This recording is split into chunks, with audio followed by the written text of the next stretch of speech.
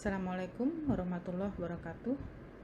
Untuk materi perkuliahan manajemen perkantoran hari ini kita akan membahas mengenai administrasi perjalanan dinas. Perjalanan dinas atau yang biasa kita sebut juga dengan perjalanan bisnis ini bisa dilakukan oleh siapa saja. Artinya baik itu oleh pimpinan perusahaan ataupun oleh orang-orang yang ada di dalamnya, yaitu karyawannya atau pegawainya. Nah, ketika kita akan mengadakan suatu perjalanan dinas, ya, maka ada dokumen yang diperlukan dalam perjalanan bisnis ini sebagai kelengkapan sesuai dengan tujuan dan tugas yang akan dilakukan berdasarkan perjalanan dinas tadi. Untuk melengkapi dokumen yang diperlukan dalam perjalanan dinas, bagaimana mengadakan persiapan perjalanan dinas, ya. Jadi apabila suatu perusahaan tidak memiliki bagian khusus yang menangani perjalanan dinas, maka ini akan menjadi tugas seorang sekretaris yang akan mengatur perjalanan tersebut. Ya, bagaimana tahapan-tahapannya, bagaimana langkah-langkahnya, kita akan lihat satu persatu, ya. Perjalanan bisnis adalah perjalanan ke suatu tempat kerja yang berbeda yang ditentukan oleh perusahaan. Jadi ini biasanya lokasinya jauh dari perusahaan tempat kita bekerja sehari-hari. Nah, perjalanan bisnis ini bertujuan meningkatkan prospek bisnis agar lebih cerah dan memperoleh mitra bisnis yang lebih baik, serta untuk mengembangkan dan meningkatkan kegiatan dalam suatu perusahaan. Bagaimana tata cara pelaksanaan perjalanan bisnis? Ada 3 cara yang dapat dilakukan untuk mengurus dan mempersiapkan segala sesuatu yang berkenaan dengan pelaksanaan perjalanan bisnis, yaitu ada 3, ya. Ada in-house traveling department atau biasanya kalau perusahaan itu punya divisi perjalanan, kemudian bisa juga melalui biro perjalanan atau oleh administrasi kantor atau sekretaris itu sendiri, ya. In-house training atau divisi perjalanan yaitu bagian di dalam perusahaan yang khusus menangani perjalanan bisnis pada suatu perusahaan, dan dia juga bertanggung jawab mulai dari persiapan dokumen, mengurus tiket, hotel di mana pimpinan atau orang yang melakukan perjalanan dinas tadi akan menginap, serta mengurus keuangan, ya, pembiayaan selama perjalanan bisnis. Meskipun ada divisi perjalanan yang mengurus perjalanan bisnis pimpinan, administrasi kantor atau sekretaris tetap menyiapkan dokumen lainnya seperti makalah, ya, kemudian buku referensi yang diperlukan, atau juga berkas-berkas yang akan digunakan selama perjalanan bisnis. Kemudian petugas ini biasanya menyimpan di dalam satu map, ya, atau satu file, dan membuat jadwal perjalanan bisnis dan daftar acara kegiatan pimpinan, ya. Yang kedua, kalau kita menggunakan biro perjalanan, ya. Biasanya perusahaan yang membuat perjalanan orang lain, ya. Jadi biro perjalanan ini yang akan mengatur, gitu ya, akan mengatur perjalanan dinas seorang pimpinan. Nah, ini lebih praktis, ya, tidak merepotkan perusahaan. Nah, dalam hal ini tugasnya si administrasi kantor atau sekretaris apa? Tugasnya adalah memilih biro perjalanan yang dapat dipercaya. Dan seorang sekretaris harus bisa membuat pengendalian perjalanan atau travel checklist, ya, untuk mengurus dokumen seperti paspor, visa, fiskal, pembelian tiket, dan pemesanan hotel. Yang ketiga, administrasi kantor atau sekretaris, ya. Jadi kalau pimpinan meminta sekretaris sendiri yang mempersiapkan perjalanan bisnisnya, maka sekretaris ini harus segera mempersiapkan segala sesuatu yang berhubungan dengan perjalanan bisnis pimpinannya, seperti menyiapkan dokumennya, ya. Dokumen itu bisa meliputi beberapa hal, ya, visa, paspor, fiskal, tiket pesawat, hotel, dan sebagainya. Agar persiapan dalam pelaksanaan perjalanan bisnis dapat dipertanggungjawabkan, maka seorang sekretaris harus selalu berkoordinasi dengan pimpinan atau meminta petunjuk atau masukan dari staf yang berpengalaman dalam kegiatan perjalanan bisnis, ya. Jadi diperlukan koordinasi si pimpinan ini nanti jadwalnya kemana saja, atau mungkin meetingnya di tempat klien, kemudian di mana saja ya, atau di suatu tempat yang dituju gitu ya. Jadi secara keseluruhan acara yang akan dilakukan di tempat lain tadi, si administrasi kantor atau sekretaris ini harus mengetahuinya dengan detail. Nah, hari ini kita akan membahas secara detail mengenai tugas sekretaris atau bagian yang menyiapkan perjalanan ya. Jadi kalau tidak ada divisi biro perjalanan dalam suatu perusahaan kita, atau kita tidak menggunakan biro perjalanan lain untuk mengatur perjalanan dinasnya ya. Jadi kalau dalam suatu perusahaan itu untuk perjalanan dinasnya diurus oleh sekretaris, bagaimana gitu ya. Jadi apabila sekretaris bertanggung jawab atas persiapan perjalanan dinas itu, dia harus mengetahui akomodasi yang dapat memenuhi keinginan si pimpinan di tempat tujuan gitu ya. Jadi dari mulai transportnya, kemudian penginapannya ya, dokumen-dokumen apa, semuanya harus disiapkan. Nah, untuk itu ada beberapa langkah yang harus dilakukan oleh sekretaris. Yaitu yang pertama, dia harus mampu merencanakan perjalanan ya, membuat satu plan, membuat satu rencana perjalanan seperti apa. Yang kedua, membuat daftar perjalanan ya, list-listnya ya, kemudian waktunya. Kemudian yang ketiga, menyiapkan dokumen perjalanan, apa saja perjalanan yang dibutuhkan. Artinya kalau perjalanan dinasnya itu hanya di dalam negeri atau di luar negeri, itu kan akan berbeda dokumen yang dibutuhkan ya. Kemudian yang keempat, mempersiapkan transportasi ya, transportasi apa yang akan digunakan untuk perjalanan bisnisnya.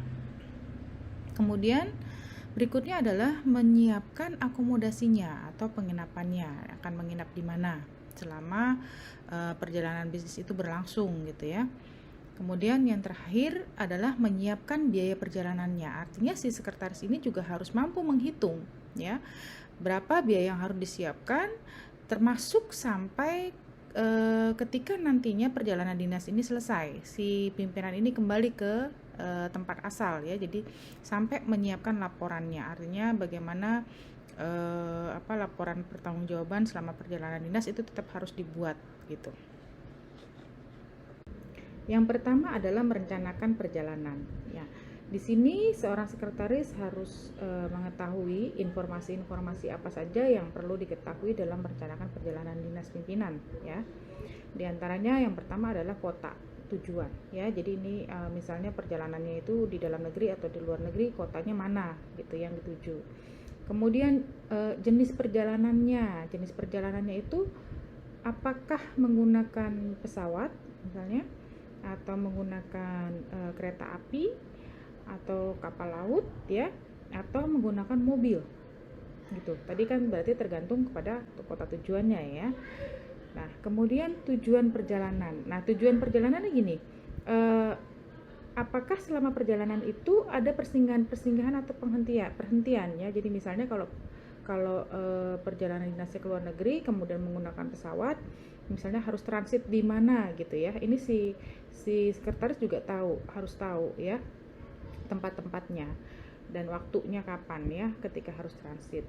Kemudian jenis layanan atau fasilitas apa yang digunakan. Nah, di dalam suatu perusahaan biasanya ada level-level yang berbeda. Apakah seorang pimpinan ini misalnya menggunakan fasilitas yang eksekutif atau menggunakan fasilitas yang ekonomi, ya itu kan tergantung dari si pimpinan ini. Kalau pimpinan ini adalah direktur ya biasanya menggunakan fasilitas nomor 1 ya. Kemudian kalau misalnya levelnya manajer gitu ya, apakah pesawatnya itu menggunakan kelas bisnis atau kelas ekonomi gitu ya.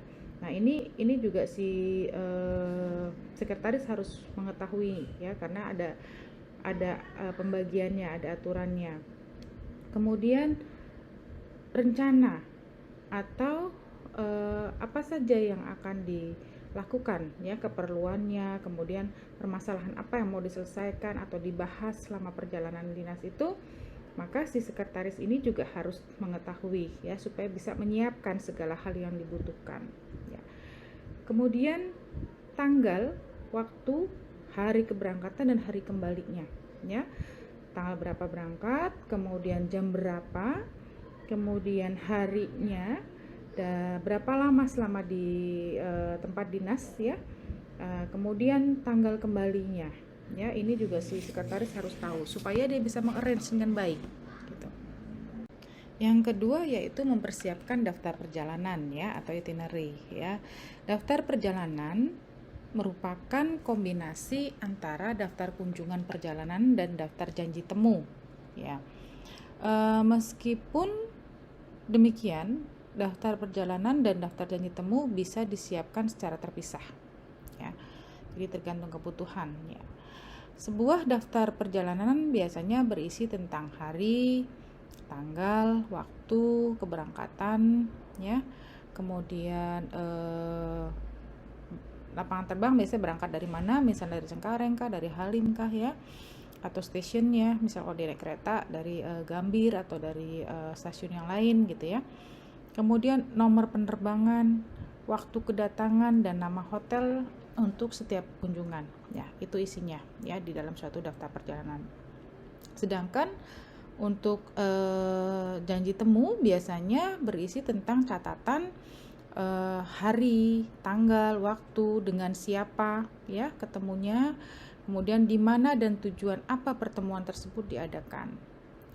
Nah, dokumen-dokumen apa yang diperlukan pimpinan serta hal-hal yang perlu diingat harus dicantumkan dalam daftar janji temu tersebut ya. Jadi untuk mempersiapkan daftar perjalanan ini ada 2 poinnya ya. Yang pertama tadi tentang daftar perjalanannya, yang kedua tentang janji temunya. Dan ini bisa disatukan, bisa juga dipisah ya, artinya dibuat dalam daftar secara terpisah. Ini contoh ya, contoh kolom daftar perjalanannya ya. Tadi yang pertama tadi ini menunjukkan daftar perjalanannya ya. Yang kedua, tabel yang kedua yaitu tentang daftar janji temu ya. Isinya kolomnya lebih kurang seperti ini. Nanti Anda tinggal mengisi saja ya, tujuannya, waktu keberangkatannya, tempatnya, acaranya, kegiatannya di mana ya. Nah, sekretaris biasanya sedikitnya membuat list ini, daftar ini dalam 4 rangkap ya, sesuai dengan perjalanan yang disepakati. Jadi nanti form yang aslinya untuk pimpinan, kemudian 1 tembusan untuk wakil pimpinan, dan yang terakhir untuk sekretaris ya. Jadi yang satu lagi kan dipegang oleh yang berangkat ya, siapa yang berangkat tadi ya. Nah, apabila terjadi perubahan pada daftar tersebut, maka si sekretaris harus memberitahukan kepada semua orang yang memegang tembusan tadi gitu. Jadi kalau misalnya ini sudah terorganisir dengan bagus, dengan baik ya, kemudian ketika mau berangkat itu ada perubahan ya, entah itu perubahan jadwal atau perubahan schedule meeting ya, ini harus diberitahu kepada 4 orang tadi, tembusan masing-masing pemegang tembusan ini ya, supaya semuanya mengetahui ya rencana perjalanannya.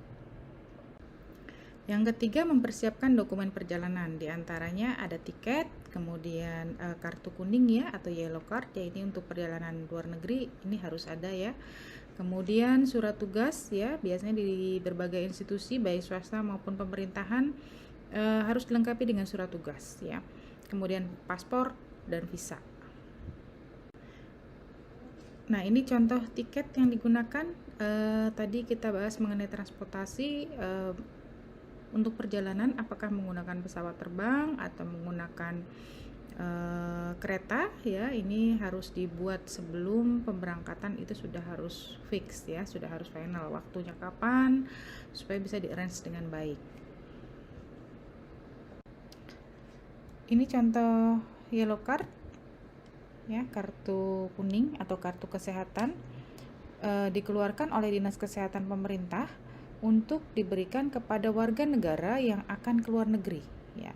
Jadi kartu ini menyatakan bahwa warga negara tersebut bebas dari penyakit menular ya, biasanya seperti cacar, kolera, demam kuning ya.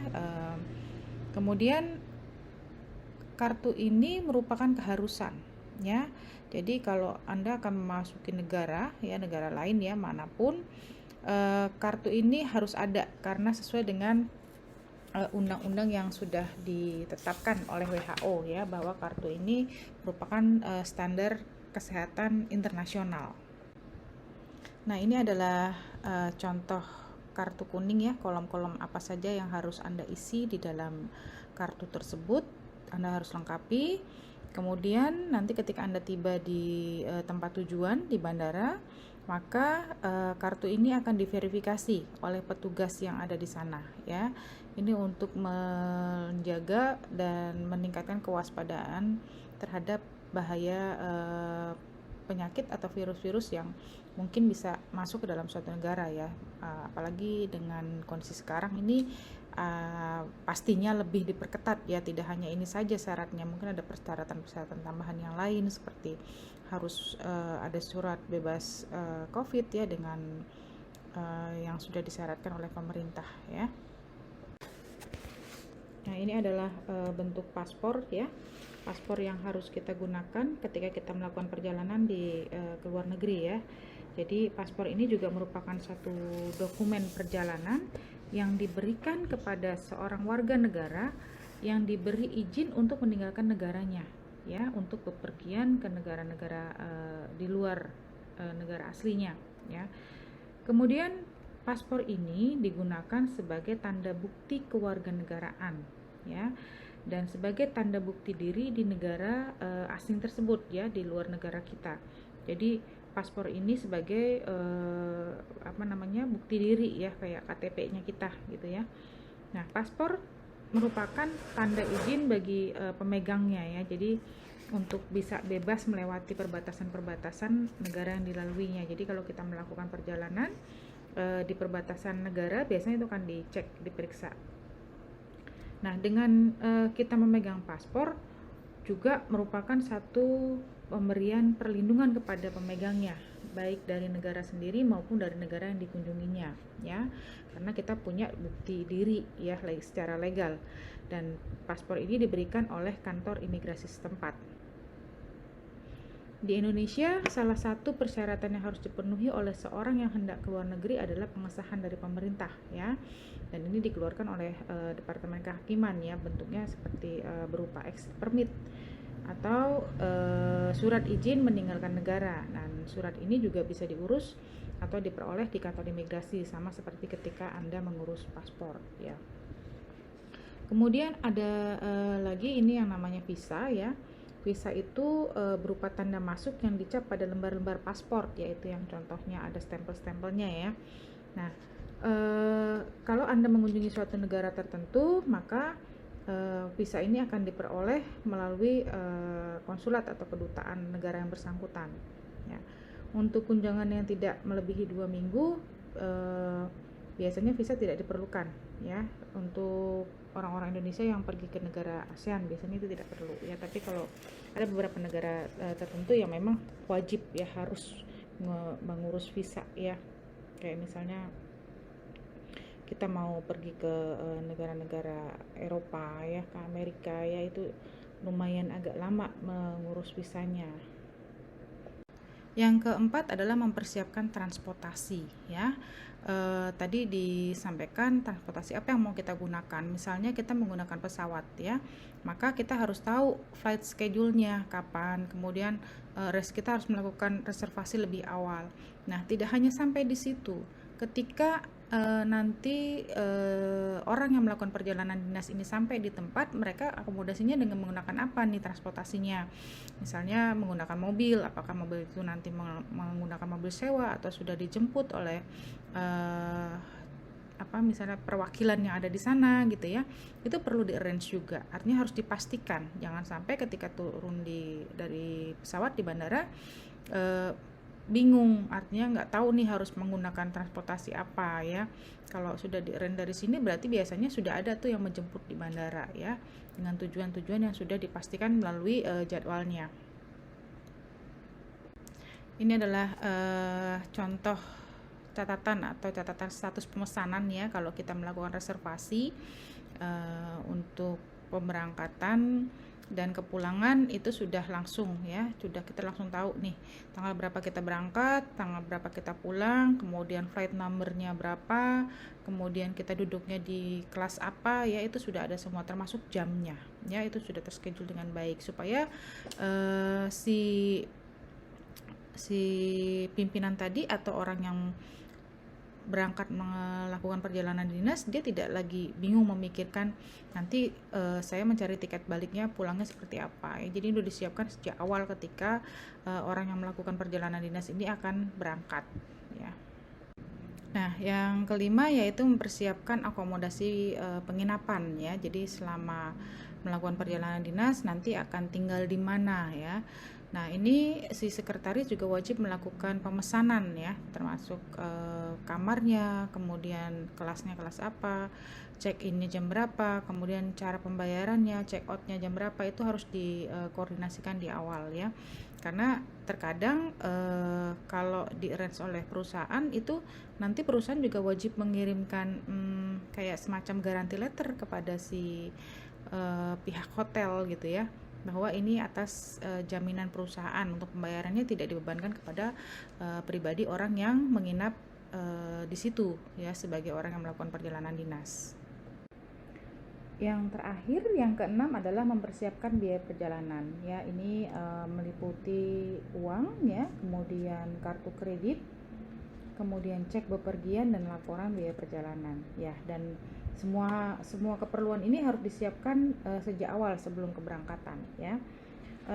Yang pertama mengenai uang ya. Jadi uang ini dia lebih fleksibel ya, dia lebih luas karena uang itu bisa diterima sebagai alat tukar atau alat bayar di negara manapun ya.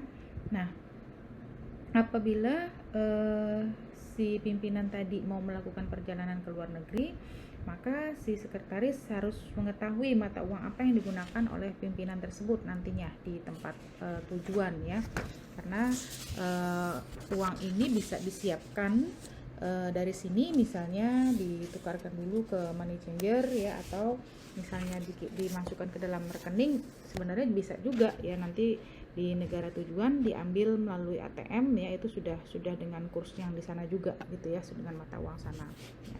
Kemudian yang kedua adalah mengenai kartu kredit ya, atau kredit card. Nah, kartu kredit ini juga merupakan satu alat bayar yang dipercaya ya, karena kartu kredit dikeluarkan oleh bank ya. Biasanya hotel akan menerima cara pembayaran ini, atau pada saat kita juga menggunakan fasilitas kartu kredit di tempat-tempat tertentu ya. Karena dengan menggunakan kartu kredit, baik misalnya kartu kreditnya Visa atau Master ya, kalau contohnya kita punya Platinum gitu ya, itu akan mendapatkan privilege tertentu di tempat-tempat yang ada di merchantnya si kartu kredit tadi.